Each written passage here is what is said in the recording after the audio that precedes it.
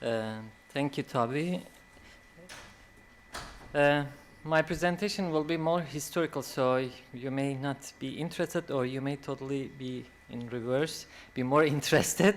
Depends on your perspective. But I will try to make as much sense out of as I can, so you can frame it into winter school's framework. Once in a while, I will be showing through the maps over there to make you understand better the part that was going through. So this way, okay. So let's start with the aim of my paper. I have been working on this project actually for a while. It was also part of my PhD too, but only the part that I focus on the first of three sheikhs that I will be talking about here, Maulana Khalid al-Baghdadi.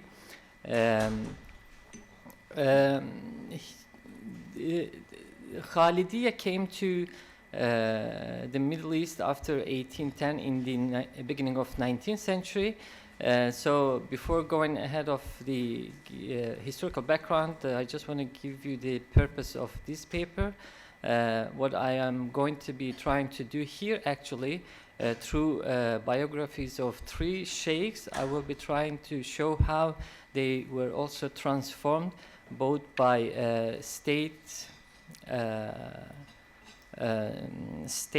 reformations as well as by the changes around themselves in the front lines of the Ottoman and Iranian borders. So here that I am showing basically the borderlands that you see, especially the red point that you have, that's the point especially we'll be focusing on, the Nehri in today's Hakkari. But mostly it will, I will be beginning in further south, called Suleymaniye. I will try to emphasize on this transformation of both the state and the society through them, the order mostly. It's, but again, they also have had so much influence on the local society during this period, at the beginning of, starting from the beginning of 19th century. And beyond that, I will also try to give you an idea about how they start to be actually more open to the changes around them, including more diversification of the society by coming of the Westerns, especially Christian missionaries to the region, and how also they start to perceive their Shia neighbors, Iranians, through these changes too. So there will be three generations of the order, and through each sheikh I will try to give you to make sense out of these change too. Before that, let's just focus on what historiography has been talking about these order, what they have been stating about them. In an earlier period, Hamid Algar and Boutros Abu Manna, probably some of you have heard of these historians of Islamic history, they focused more on actually a confrontational attitude of Sheikh Khalid towards the Western missionaries who came to the region and colonial powers, as well as the Shia world, especially through Iran. So from the very beginning, actually you see a political attitude by these sheikhs come religious.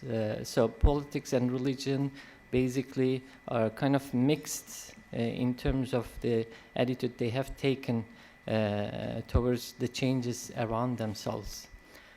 And other studies by Sean Foley and Halkaft Hakim state that actually Hamid Algar and Abu Manna they exaggerated some of the these hate speeches that have been done by Maulana Khalid towards the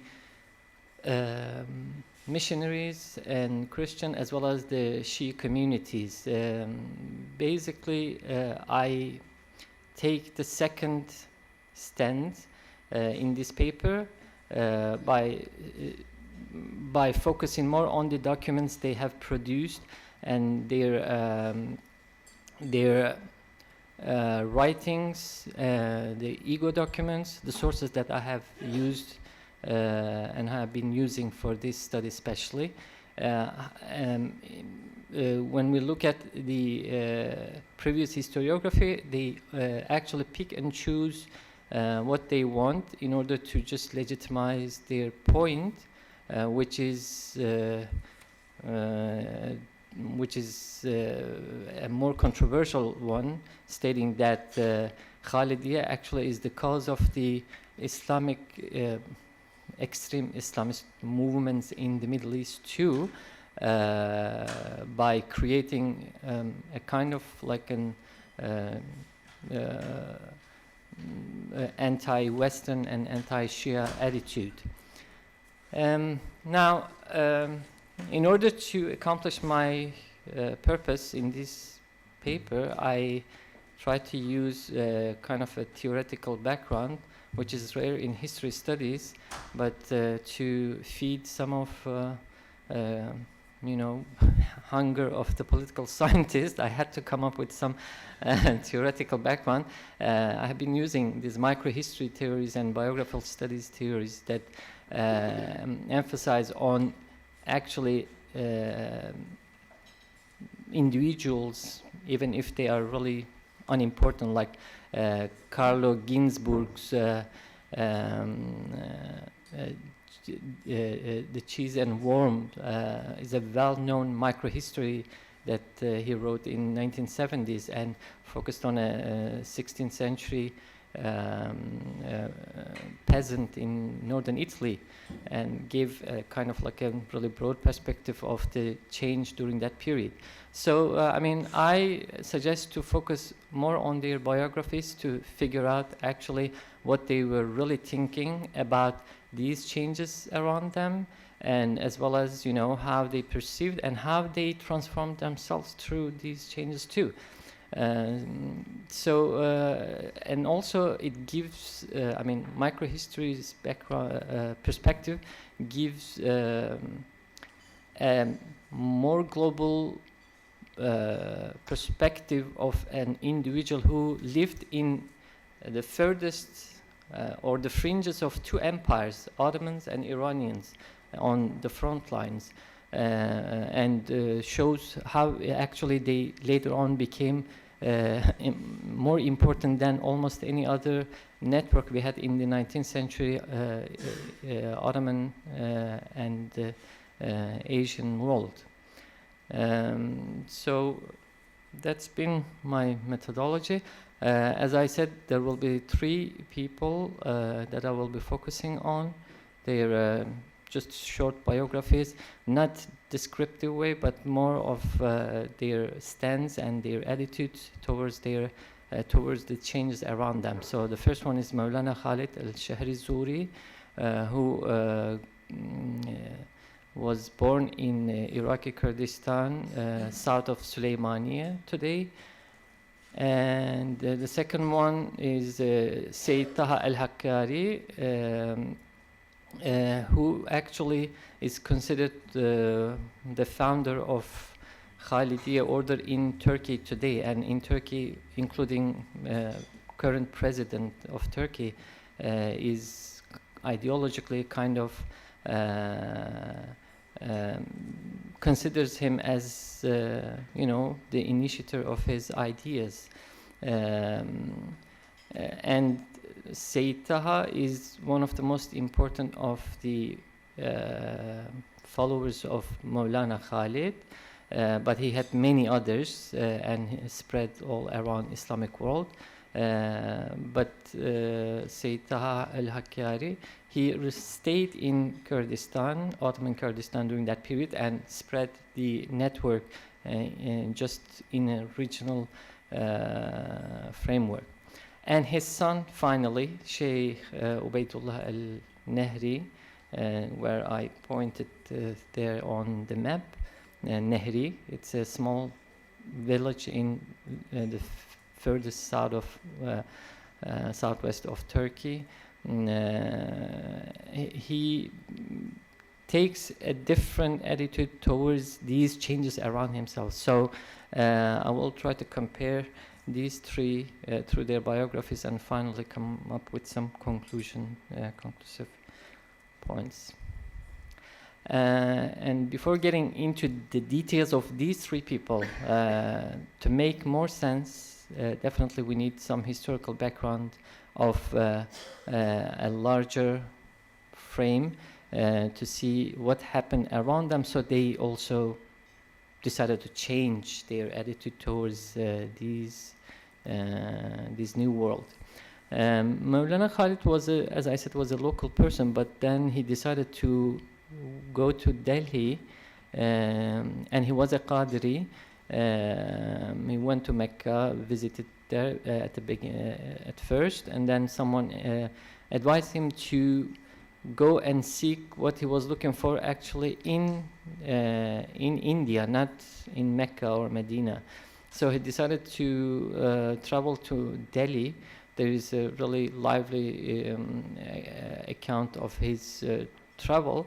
The things he came across, the people, the ideas, you know, he went through Iran, so he definitely met some Shia sheikhs and had discussions with them too.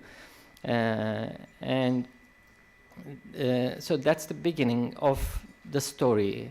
He goes to India and then initiates into Naqshbandi order, and then comes back as a Naqshbandi, and finally he establishes his own order, which is start to be called after his name, Khalidiyya.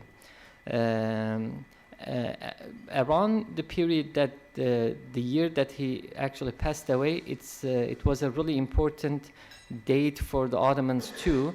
For centuries, they had an military corps called Janissaries, who were very influential in military as well as in local politics around the Ottoman Empire, and they were very much under the influence of Bektashi order.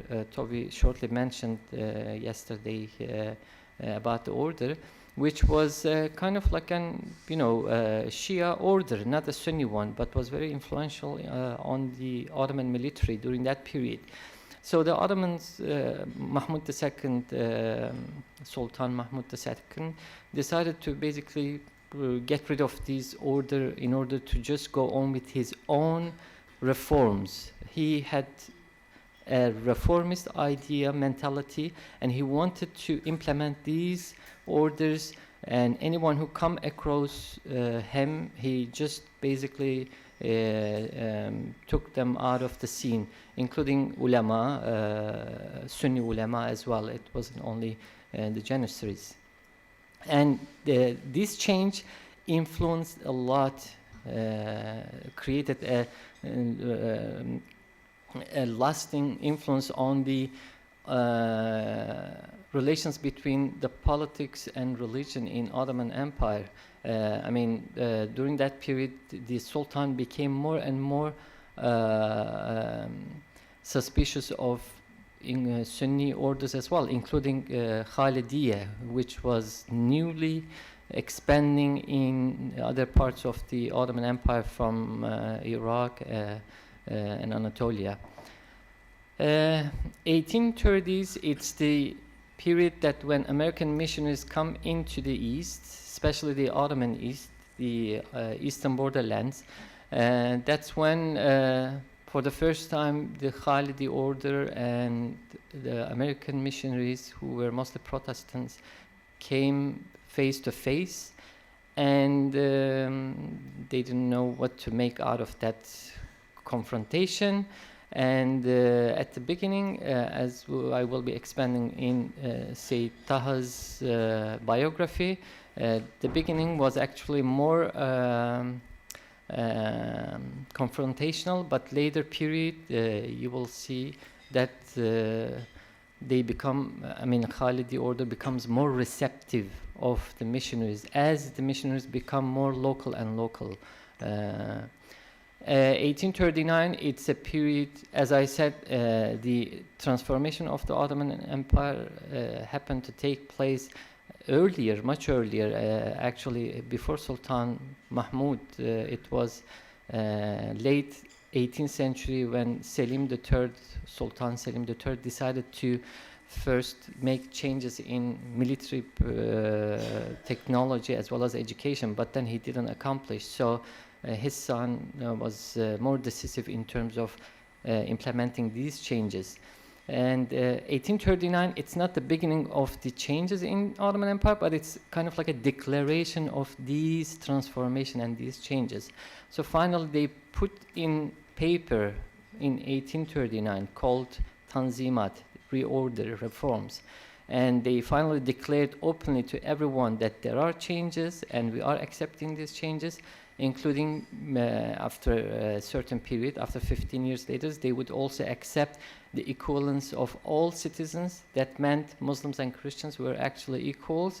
And, you have these changes in the center of Ottoman Empire, and on the local, you have orders like Khalid order and the others, and how they received and perceived these changes that we will be looking into it. Beyond the changes in the center of Ottoman Empire, you had really big changes on the frontiers to Ottoman and Iranian frontiers. One of them is that finally the Ottomans decided to centralize their political system in the empire, to modernize it and to become more competitive vis-a-vis the European powers. To do that, they decided to create borders instead of leaving these borderlands and frontiers as, unattended. So they started to draw lines between Iran and their lands by 1840s, and it culminated into a Treaty of Erzurum. After a certain small skirmishes and conflicts, and it continued actually. A commission made of Brits, Russians, Ottomans, and Iranians decided to create a borderlands. If I may show from here, these borderlands were basically created by second half of the 19th century that you see between Iran and Ottomans. And even Iran-Iraq war did not change much these borders. And the borders they remained very artificial because you have the Kurdish population and Armenian population in the north, and you have Arabs in the south, in Kut and further south and Basra.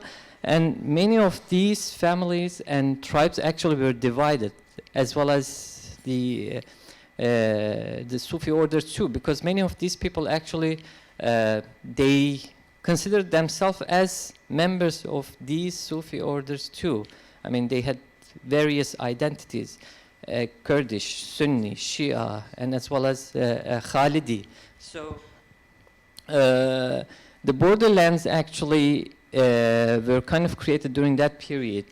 And meanwhile, a war broke out between the Ottomans, Russians, as well as after a while the Brits and French also got involved to help Ottomans to beat Russia.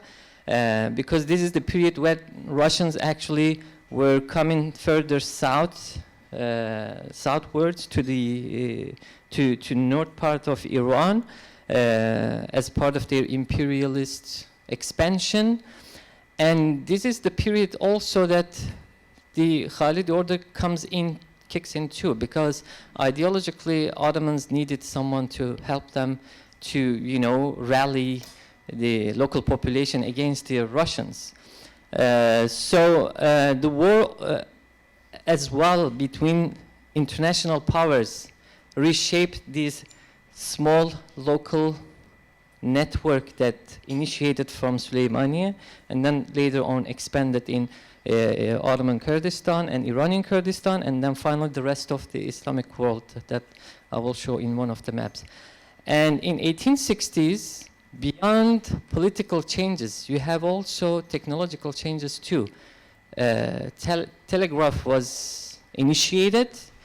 That meant now, instead of receiving a news from Istanbul in 2 months of duration, you had it instantly, that what was going on, both on the borders as well as in the center.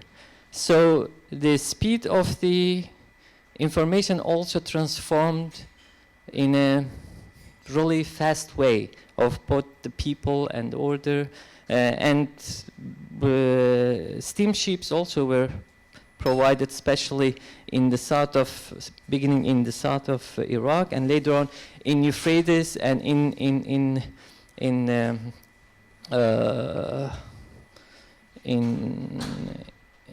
Dicle, I forgot anyway. So in the rivers that was passing through Iraq too. So a person who had to travel, take 2 weeks or 3 weeks now was able to travel actually in a couple of, or in 3 days. Or someone coming from India would take much shorter now. And also the communication between subcontinent and Iraq also increased exponentially. And finally, there was another war that took place between Ottoman and Iranians directly, and Iran as well was kind of involved. For the first time initiated or ignited the sectarian questions during this period, because now you had Armenians also start to become part of the Eastern question in the West. And as I said, the news now were expanding and spreading more and more to the Europe that the Muslims actually were having atrocities on the on the Christian population, and that some of the sheikhs were also involved, like the last sheikh, Sheikh Ubaidullah, was also involved in these news. So you have so many news when you read through New York Times or Times of London, so many news on actually what was going on the ground during that period. So that's the historical background, and I don't know how many minutes I have. Really? Okay. So I talked about the borders. Maulana Khalid, it's not long. I will just go straight through what was his attitude towards, new life he had in Süleymaniye. After he comes back, he creates his own madrasa, and he starts to have more scholars in his madrasa. And he starts to educate them and then send them as Khalifa all around region, actually, to Caucasus, to Iraq, to Iran, and to Anatolia. And but his return caused also a mixed reaction, because for a long time you had traditional orders like Qadiriyya. So what to make out of a new order when you already have an order there? And also, as I said, there is changes taking place in Ottoman Empire. What to do with them? And by 1820s, because of these political conflicts in region, in Süleymaniye, local politics took toll out of him, and he decided to move to Baghdad first, and finally Damascus, where he passed away in 1826 and buried there till today. A region even in Damascus called Khalidiyya. Some of you may have known. And finally, of course, he was aware of these changes in politics. When he went to Delhi first, he came across the colonialists there, British colonials, and he already had some stands against these colonial attitude. And when he came back, even before the Ottomans were aware of this colonization, he was already taking a stand against the expansion of the missionaries in Ottoman Empire and slow penetration of the Western powers. So he was reactive actually to Christian, to the Western missionaries at the beginning, and as well as Iran too. I mean, for him, Iran and the Western powers were both actually enemies. But then we see a change. So this is the network during that period when he was around, created in and around Ottoman Kurdistan as well as Iranian Kurdistan. But we see a change in the next generation of the order when Sayyid Taha finally takes over the order in especially Anatolia and in Iraq. He actually takes a different stance towards Iran. He accepts the Shah's wife and his son into his order. He basically considers them as Ummah, part of Ummah, instead of, calling them as Rafidi, as his predecessors called. And also Shah was aware of his influence too. I mean, both, it was a, reciprocal relations. I mean, he knew that he was influential in the region, and then the order was expanding further beyond Ottoman Empire. And so he decided actually to have good relations with him, sent him gifts, invited him to Tehran and Tabriz. So all these relations actually went well during his period. But he never showed, as Mevlana Khalid did, he also didn't show much tolerance towards the Western missionaries and even local Christian communities who he considered as, allies of Russians and Brits. If you remember the historical background, this is the period when the border lines are drawn and when the beginning of the Crimean War actually is. So he was very suspicious of anything that related with the West. So he decided basically to be instead against them. But during his period, look at this map. I mean, it's created by Smart and Dani as Atlas of the World Religion. The blue points that you see are the ones where Khalidiyya actually became spread in around the Islamic world. Especially take notes of Indonesia, as the Indonesian disciples took their initiation into the Khalidiyya in Mecca and Medina.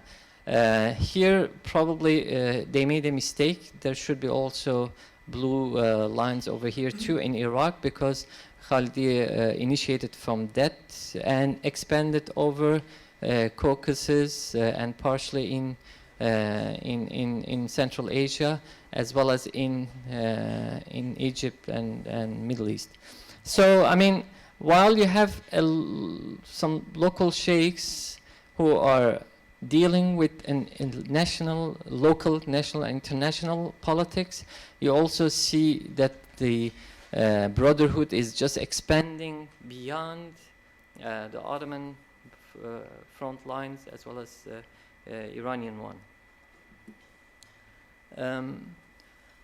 And finally, coming to Sheikh Ubaidullah, who actually transformed from becoming just a sheikh, he became a religio-political leader of Kurdish Ottoman, because in 1850s, as part of the centralization, Ottomans basically crushed all secular political leaders in Ottoman Kurdistan, Kurdish emirs.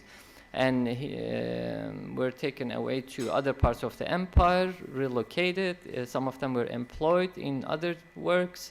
But in the end, the Ottomans accomplished to actually to destroy the centuries-old, political entities in Ottoman Kurdistan, and it created at the same time a power vacuum.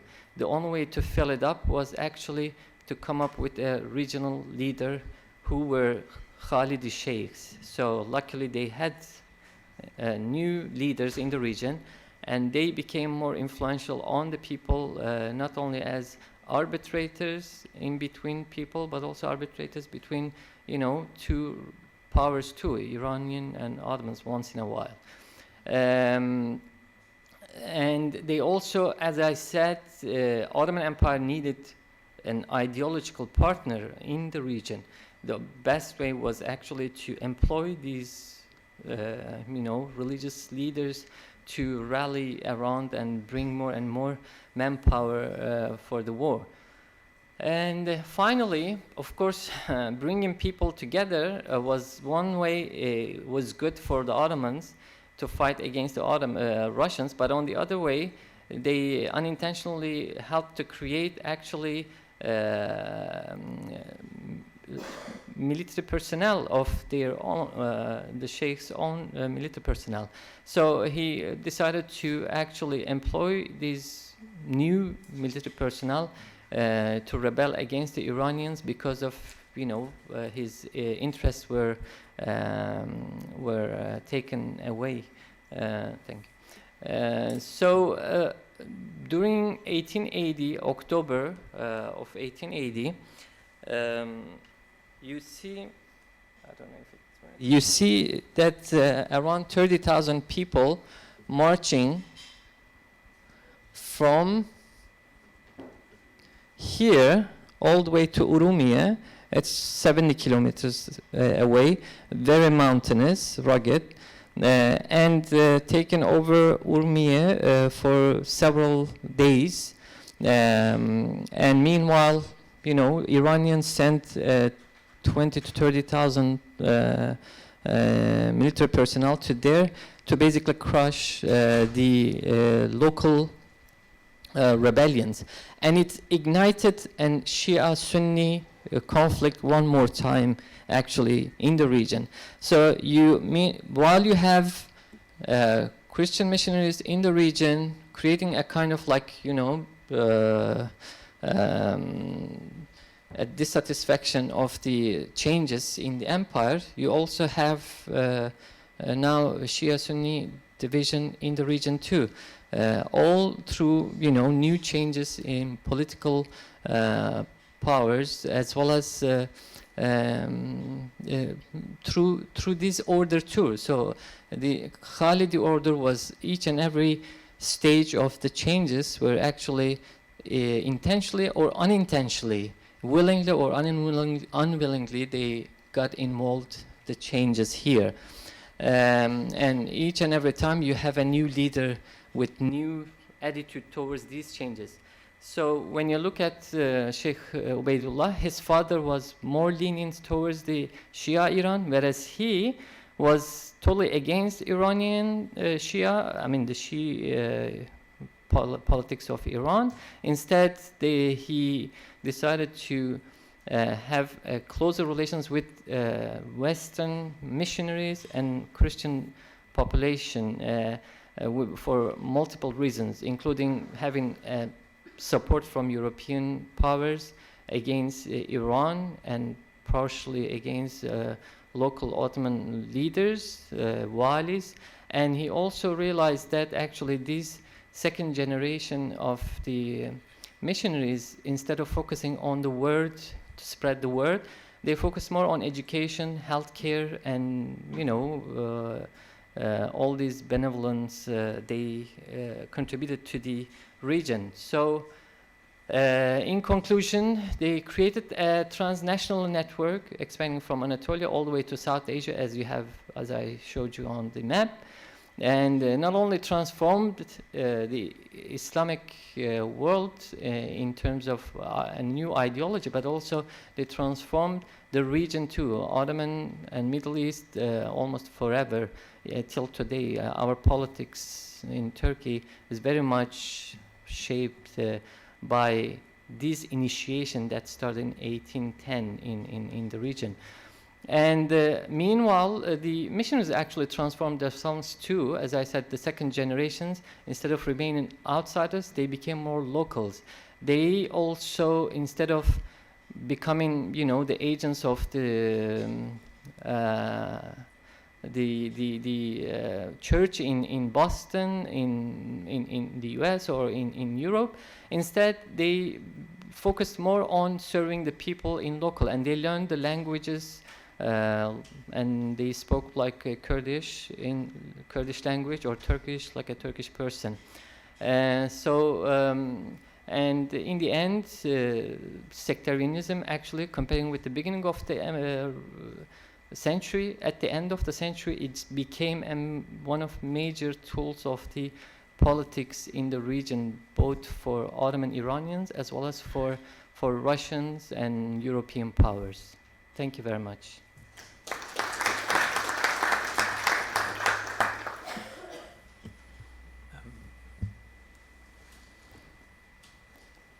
Thank you very much, Metin.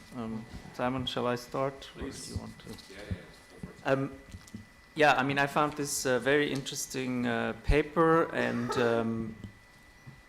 I think, again, sometimes it's difficult for us to discuss the papers when you haven't read it. But sometimes, I mean, you might want to have a look at some of the papers later on. I mean, this paper, is an academic paper. It does everything that an academic paper should do. It's based on a really wide reading, I suppose, and on a lot of primary sources. So I suppose, I mean, if you were going to present this again, I would start by saying, well, I've actually done, I've traveled all across these regions or lived there, and I've spent, time in the archives in Iran, in Turkey, and in India, and interviewed all of these Sufi leaders and blah, blah, blah.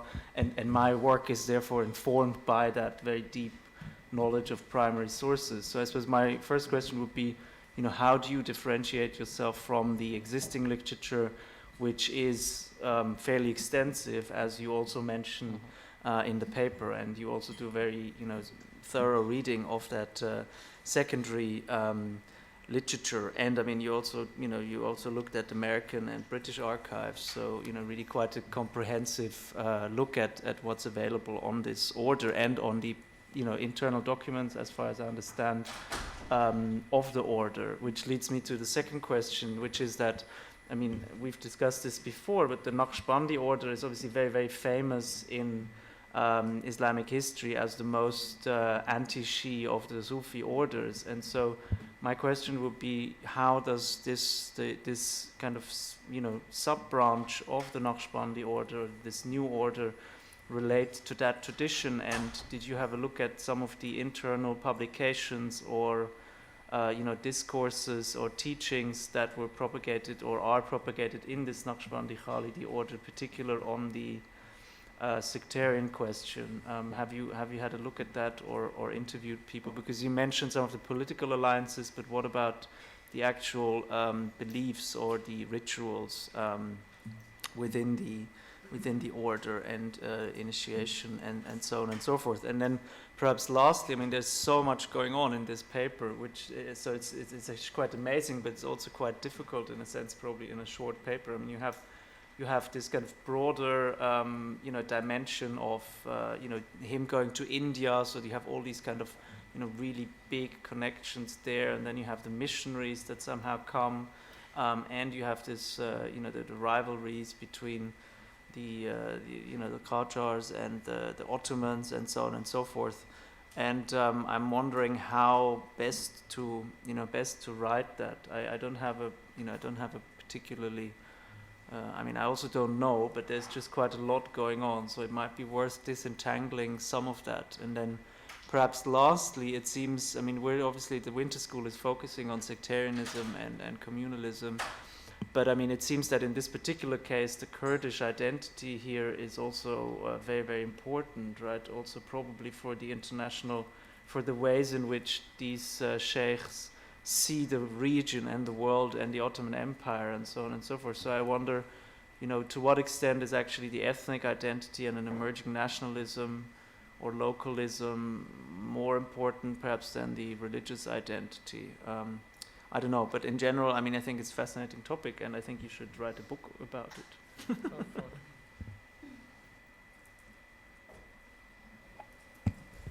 Thank you. I would echo much of what Toby has said. I've got a couple of other points that are perhaps not so much historical. I'm not a historian by training.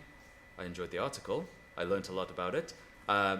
So do please take these comments with a pinch of salt and the acknowledgement that they are me approaching this topic from my own disciplinary background. But, I mean, it speaks to a number of areas that are of interest in political science and sectarianism, of course. So I think there's maybe scope to adopt some of these reflections should you want to. It's one of those really interesting historical accounts, again situated at the borderlands of a number of different disciplines. And it's clear you've done a lot of work on it. I would say be bolder. Don't underplay the claims that you've got here. You've done the field work, you've done the archival work.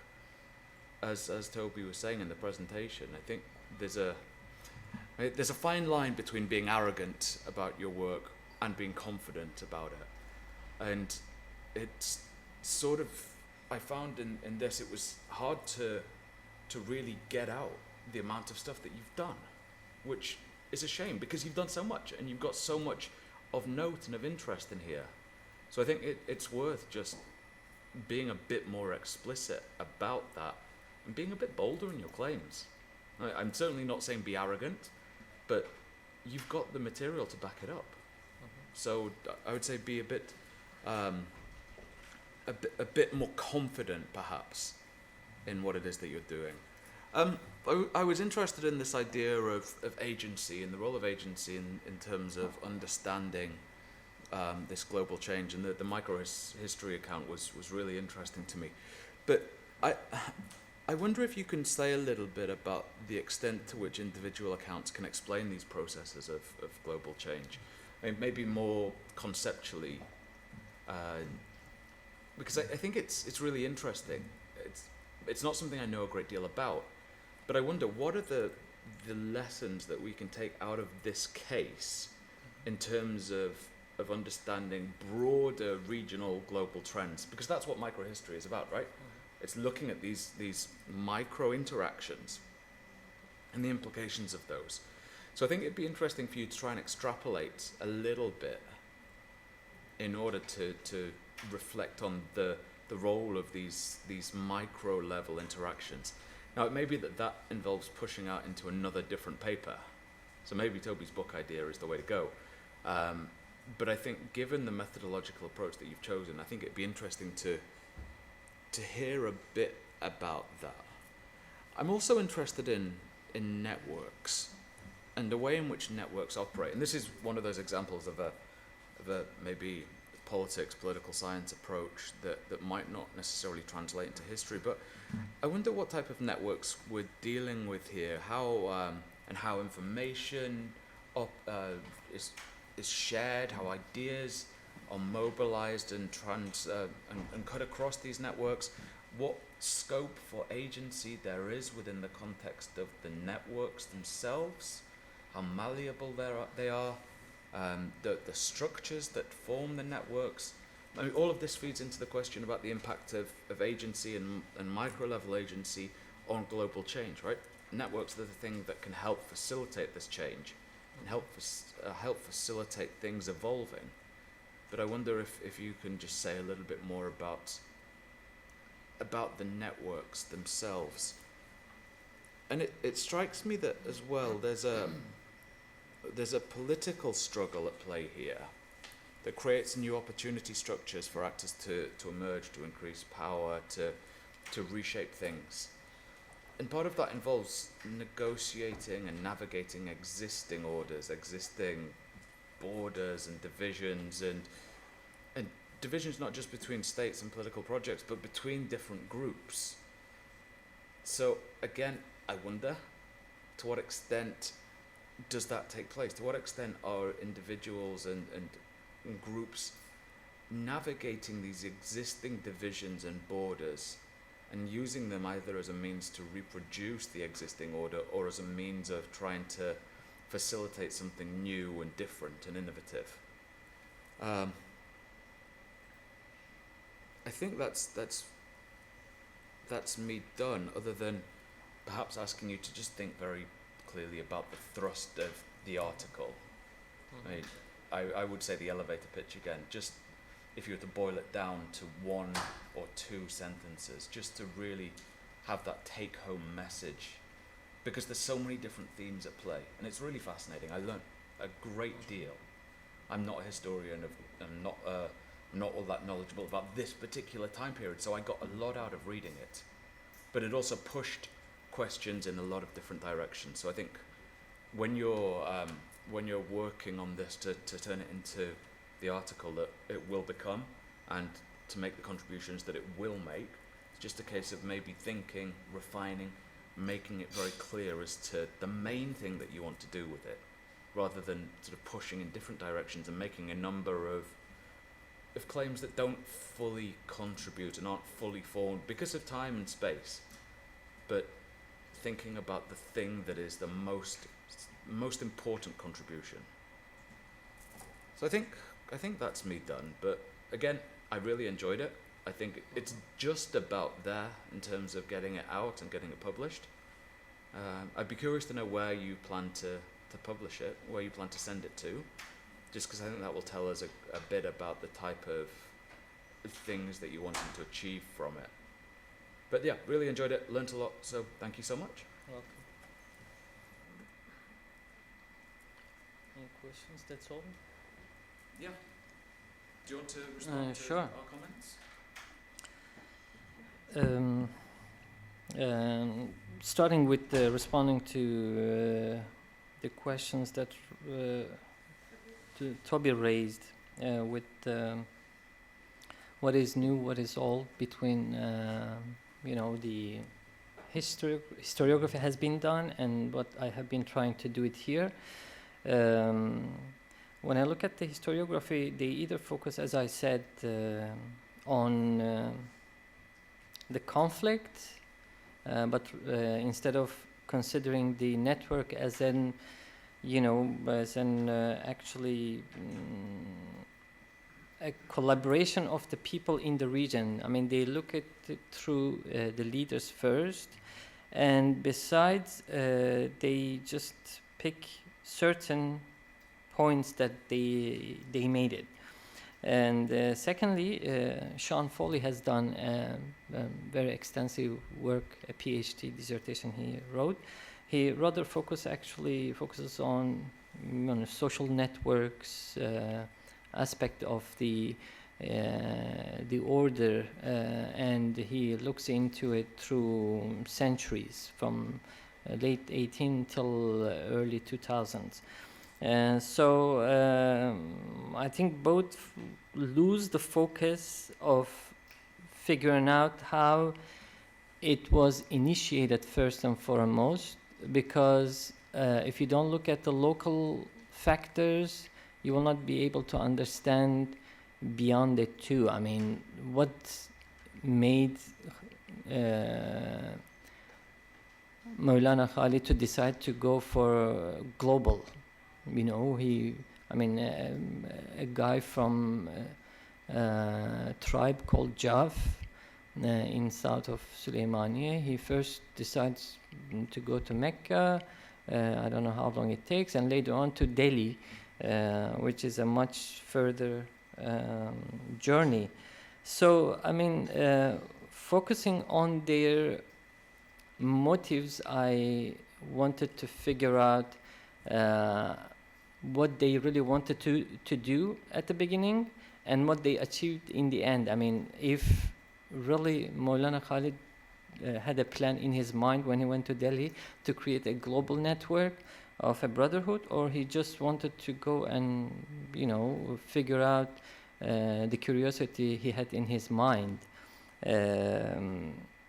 And his transformation too. He went there and then he came back and he was someone else. I mean, he was someone else that locals actually did not recognize and didn't want it.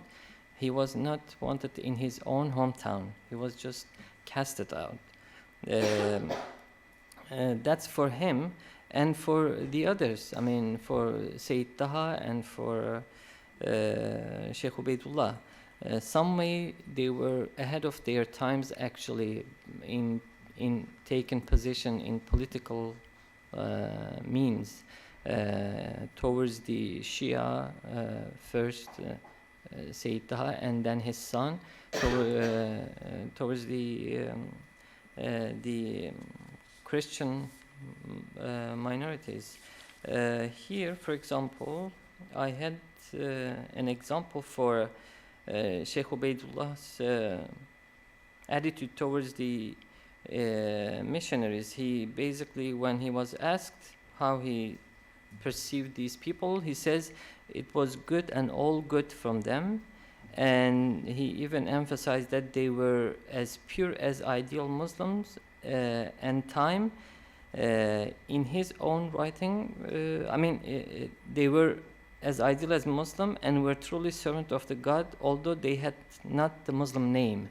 So a sheikh coming to a point that, this is not weird in Islamic Sufi context. You see the same attitude in Maulana Rumi towards the Christians. But then the tradition was kind of like forgotten for centuries. And we see Sheikh Ubaidullah reading Mesnevi of Rumi too, and coming to the same point where this time the Christians were not local, but rather were international actually. They were global.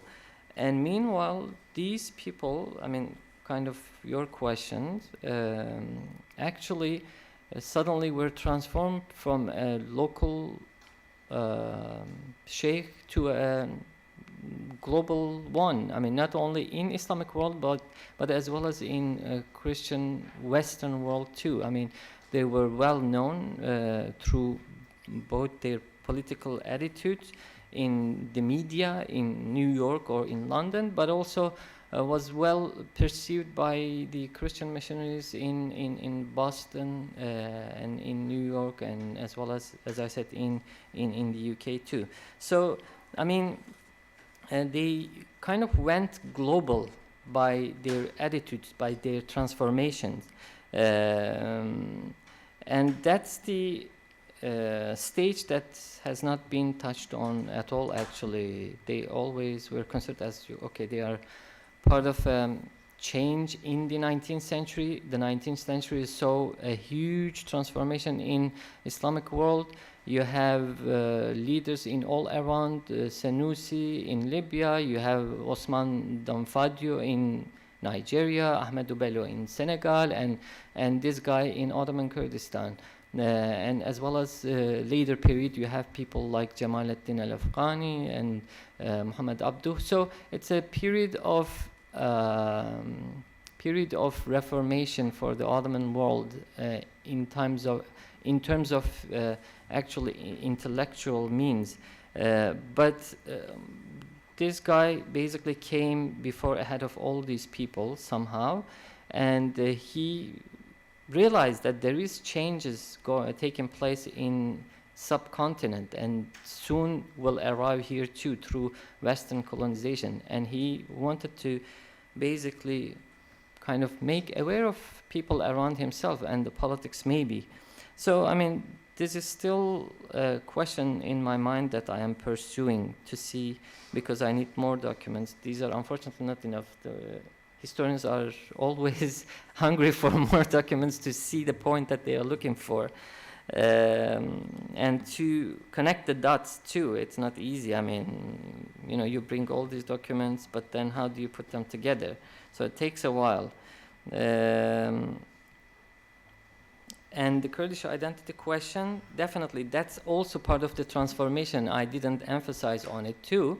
I mean, you have a colonial period that is taking place, and you have a religious reformation period is taking place. You have these religio-political leaders also are transforming from an imperial